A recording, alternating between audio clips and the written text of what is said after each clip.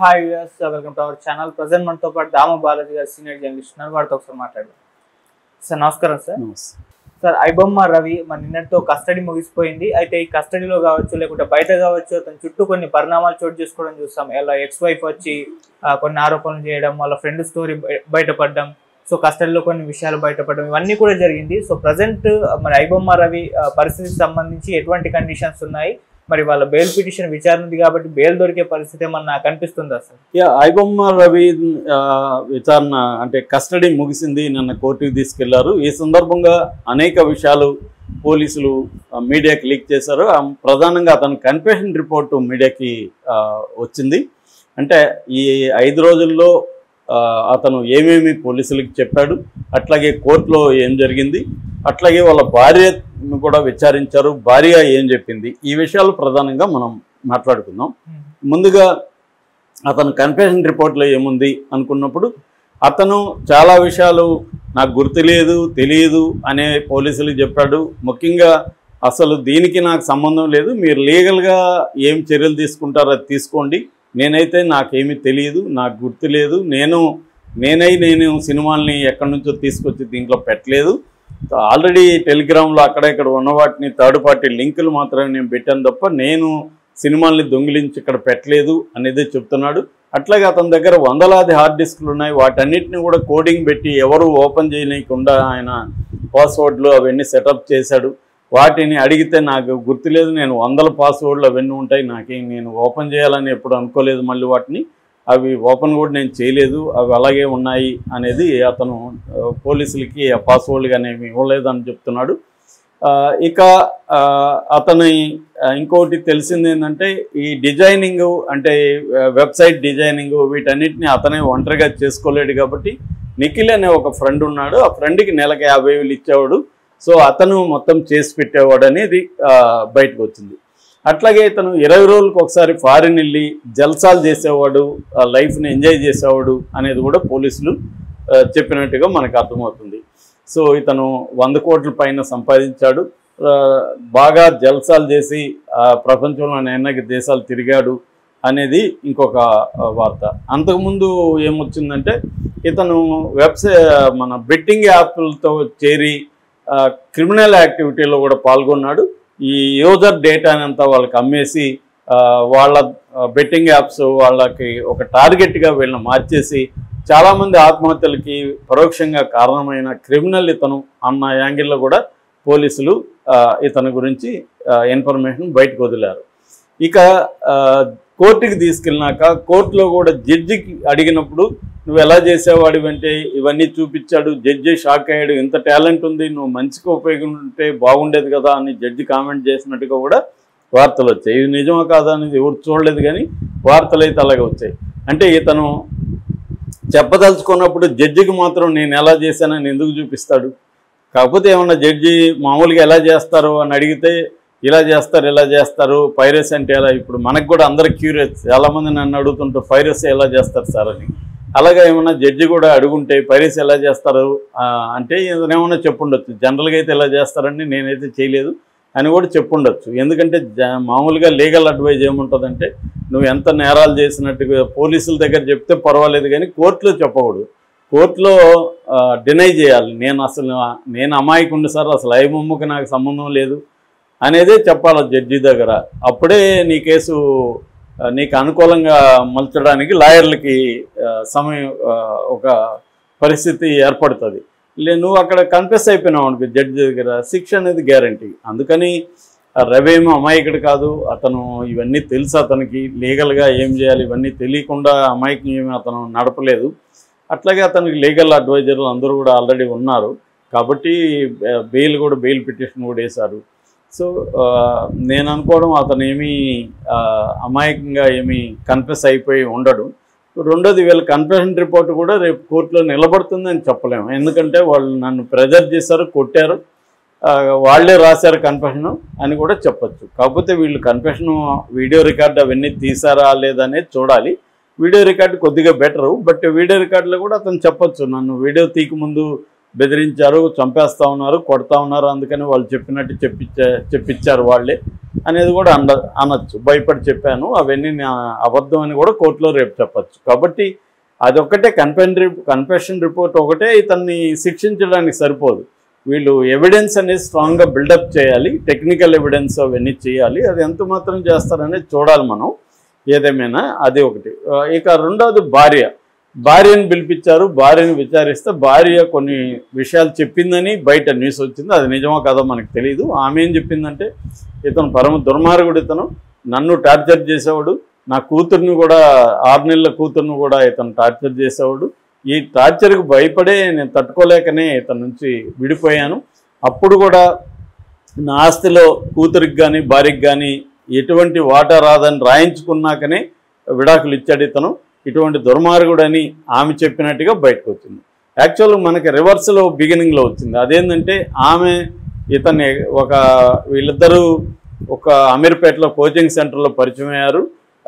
ఏదో కోర్సులు నేర్చుకునేటప్పుడు అట్లా పెళ్లి చేసుకున్నారు. పెళ్లి చేసుకున్నాక ఆమె ఇతన్ని వేధించేది, నువ్వు డబ్బులు సంపాదించట్లేదు, మా అక్క బావ చూడు అమెరికాలో బ్రహ్మాండంగా సంపాదిస్తున్నారని ఈమె వీళ్ళ అమ్మ ఇద్దరు కలిసి ఇతను వేధించి చాలా నీచంగా చూసేవాళ్ళు.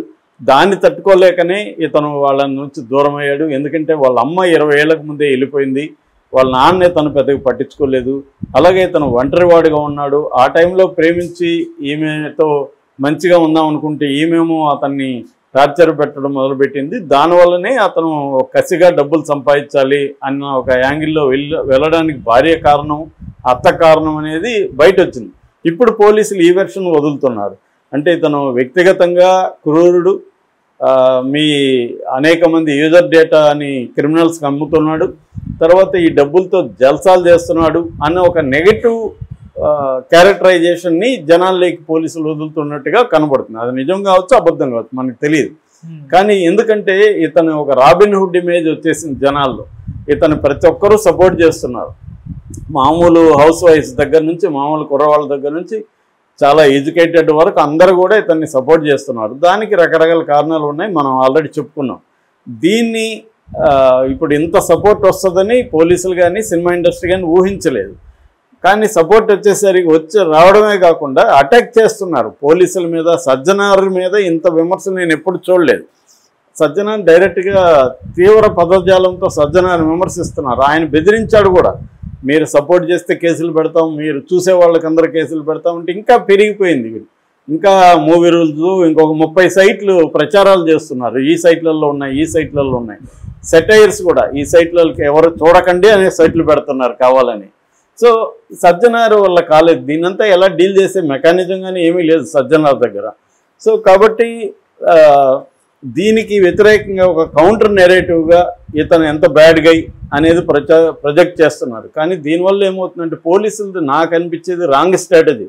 అతన్ని సైలెంట్గా నువ్వు కోర్టులో ప్రూవ్ చేయడం మీద ఫోకస్ చేయాలి తప్ప సమాజంలో అతన్ని బ్యాడ్ గై లాగా చూపించదలుచుకుంటే ఇంకా రివర్స్ ఎక్కువ పెరుగుతుంది. జనం ఎవరు అమాయకంగా లేరు, మాకు తెలుసులే నువ్వెందుకు చెప్తున్నావో ఇతని గురించి అని ఎవరు నమ్మరు కూడా. వాళ్ళ పని ఏంటంటే పోలీసుల పని దీన్ని నిజంగా అతను నేరం చేస్తున్నాడని తెలిస్తే నేరం చేసినట్టు రుజువు చేసి అతనికి శిక్ష పడే విధంగా చేయగలిగితే పోలీసులు సక్సెస్ అవుతారు తప్ప సమాజంలోనూ సోషల్ మీడియాలోనూ అతన్ని బ్యాడ్ గైగా చిత్రించడానికి పోలీసులు ట్రై చేసే కొద్దీ రివర్స్ అవుతుంది. అది వీళ్ళు ఆలోచించుకోవాలి. మరి మామూలుగా పోలీసులు ఏంటంటే వాళ్ళకి అంత బ్రాడ్ ఆలోచన ఉండదు.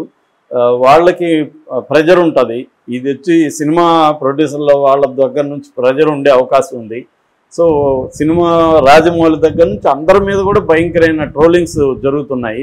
ఎందుకంటే సినిమా వాళ్ళందరూ కాపీ బ్యాచ్, కాపీ కొట్టనోడు ఎవడు లేదు. మ్యూజిక్ దగ్గర నుంచి, కెమెరా వర్క్ దగ్గర నుంచి, కథ దగ్గర నుంచి, షార్ట్ల దగ్గర నుంచి అన్ని కాపీలు లేని సినిమాలు ఏముంటాయి? ఇప్పుడు రాజమౌళి సినిమాలు అంతా బ్రహ్మాండమైన కాపీలు అందరికీ కనబడుతుంటాయి కదా. పోస్టర్ దగ్గర నుంచి అన్ని కాపీలే. వాళ్ళకందరికీ రాజమౌళి డబ్బులు పే చేస్తున్నాడా? మరి మోరల్ యాంగిల్లో రాజమౌళి కంటే రవి ఎందుకు క్రిమినల్ అవుతాడు? చట్ట ప్రకారం మాత్రమే రవి క్రిమినల్ కాదని తేలాలి తప్ప మోరల్ యాంగిల్ తీసుకోకూడదు. వీళ్ళు మోరల్ యాంగిల్ తీసుకొని రవిని విలన్గా చిత్రీకరిస్తే మోరల్ యాంగిల్లో ఎవడు ఇక్కడ నిలబడ్డా ఎవరు? ఎందుకంటే రవి చేసిన పైరసీని వీళ్ళందరూ కూడా చేస్తున్నారు. ప్రతిదీ పైరసీనే కదా. వీళ్ళు ఎక్కడి నుంచి దొంగిలించే కదా సినిమాలు తీస్తున్నారు. వాళ్ళకి ఏమన్నా లీగల్గా పే చేస్తారా? లేదు కదా. రాజమౌళి మొన్న వదిలిన పోస్టర్లన్నీ కూడా వేరే దాన్ని కాపీలే కదా. సో కీరవాణి మ్యూజిక్లు భయంకరమైన హాలీవుడ్ మ్యూజిక్ని అంతా కాపీ కొట్టట్లేదా? సో వరుసగా ఏంటంటే సినిమా వాళ్ళు మొత్తం కాపీలు చేసి సినిమాలు తీసి ఎవరెవరిదో ఎత్తేసి ఆ కొరియన్ సినిమాలు, ఒకప్పుడు హాలీవుడ్ సినిమాలు, ఒక్కొక్కసారి ఇక్కడెక్కడే కాపీలు ఇవన్నీ చేసి తీస్తూ మళ్ళీ అతన్ని మోరల్గా వెళ్ళనంటే ఎలాగా? కాబట్టి ఇక్కడ రెండోది ఏంటంటే రవి నేరస్తుడైతే కోట్లాది మంది కూడా నేరస్తులే. ఎందుకంటే వీళ్ళు కూడా భాగమే కదా, వాళ్ళు పెట్టిన సినిమాలు చూశారు కదా. కాబట్టి రవి ఒక్కడే క్రిమినల్ కాదు, అందుకనే సపోర్ట్ రావడం వెనక అది కూడా కారణం. మేమందరం కూడా చూసాం కదా. సో రవి క్రిమినల్ అయితే మేము కూడా క్రిమినల్ అనేది వాళ్ళకి అన్కాన్షియస్గా పనిచేస్తూ ఉంటుంది చాలామందికి. సో రెండోది ఏంటంటే రవిని నిందిస్తున్న వాళ్ళు ఎవరు, వాళ్ళేమన్నా మంచి వాళ్ళు గొప్ప వాళ్ళ అన్న యాంగిల్ కూడా ఉందన్నమాట. సినిమా రవి వల్ల నష్టం ఎవరికి జరిగింది? ప్రొడ్యూసర్లకి, ఓటీటీ వాళ్ళకి జరిగింది. జరిగితే నష్టం ఏంటి? ఓటీటీ ఏమన్నా ఇదా, నేను ఇప్పుడు అదేంటి ప్రైమ్లో డబ్బులు కట్టాను చందా, సినిమా చూద్దామంటే భయంకరమైన యాడ్లు వస్తున్నాయి.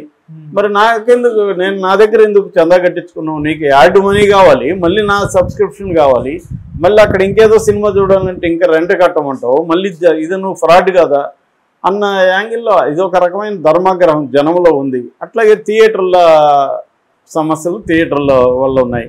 సో ఈ సినిమా వాళ్ళు ఏం చేస్తున్నారంటే ఇవాళ డబ్బులు చేసుకోవడానికి లాంగ్ టర్మ్ ఆలోచించట్లేదు. అంటే సినిమా థియేటర్లను మనమే చంపేస్తున్నాం అనేది ఎవరు ఆలోచించట్లేదు. హీరోలేమో మ్యాక్సిమం 100,000 కోట్లు ఎలా సంపాదించాలని హీరోలు, డైరెక్టర్లు, ఈ ప్రొడ్యూసర్లు వీళ్ళని కలిపి వీళ్ళు, ఇది జరుగుతుంది తప్ప ఎవరికి సినిమా మీద ఏమి ప్రేమతో ఇంకోటో లేదు. సో దానివల్ల ఇదంతా జనాలకి తెలిసిపోయింది ఇవాళ. అందుకని ఎవరికి సినిమా వాళ్ళకి మోరల్ యాంగిల్లో వాళ్ళేమి గొప్పవాళ్ళు కాదు. వాళ్ళు రవిని నిందించేంత గొప్పవాడు ఇక్కడ ఎవడు లేడు సినిమా ఫీల్డ్లో అనేది జనాల అభిప్రాయం. సో ఆ యాంగిల్లో రవిని బ్యాడ్గా చెప్పడం ఆపేస్తే పోలీసులకు మంచిది. పోలీసులకు కానీ ఎవరికైనా చర్చించవచ్చు, కానీ అతను ఏదో బ్యాడ్ గైగా అంటే భార్యని బాధ పెట్టాడు, ఇది బాధ పెట్టాడు, ఇవన్నీ ఎవడు నమ్మడు. Okay sir, thank you so much sir.